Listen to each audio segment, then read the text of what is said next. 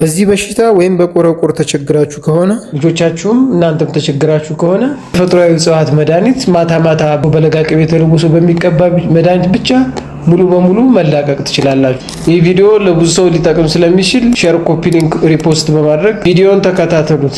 በራስ ቅላችን ላይ የሚፈጠር ችግር ሲሆን የመቁሰል በጣም ከፍተኛ የሆነ ቁስል እንዲሁም ደግሞ ከቆሰለ በኋላ የማሳከክ ደግሞ የመላጥ ባህሪ አልፎ አልፎ ደግሞ መግል ወይም ደግሞ ደም የመያዝ ከፍ ያለ ሲሄድ እንደዚህ አይነት ባህሪዎችን ያመጣል። ይህን ችግር በሚቀባ ብቻ ማታ ማታ ለ10 ቀን በለጋ ቅቤ ተቀብቶ ጧት በመታጠብ ብቻ ሙሉ በሙሉ በተፈጥሮ እጽዋት ማጥፋት ይችላሉ። አድራሻችን ዓለም ባንክ ወረዳ 4 ፊት ለፊት ዮናታን ህንጻ አጠገብ ወይም በ0974 64 64 65 ደውሉ ታገኙ ይችላል።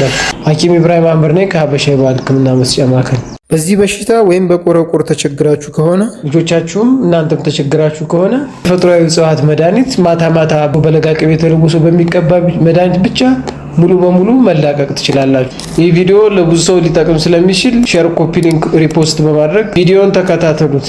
በራስ ቅላችን ላይ የሚፈጠር ችግር ሲሆን የመቁሰል በጣም ከፍተኛ የሆነ ቁስል እንዲሁም ደግሞ ከቆሰለ በኋላ የማሳከክ ደግሞ የመላጥ ባህሪ አልፎ አልፎ ደግሞ መግል ወይም ደግሞ ደም የመያዝ ከፍ ያለ ሲሄድ እንደዚህ አይነት ባህሪዎችን ያመጣል። ይህን ችግር በሚቀባ ብቻ ማታ ማታ ለ10 ቀን በለጋ ቅቤ ተቀብቶ ጧት በመታጠብ ብቻ ሙሉ በሙሉ በተፈጥሮ እጽዋት ማጥፋት ይችላሉ።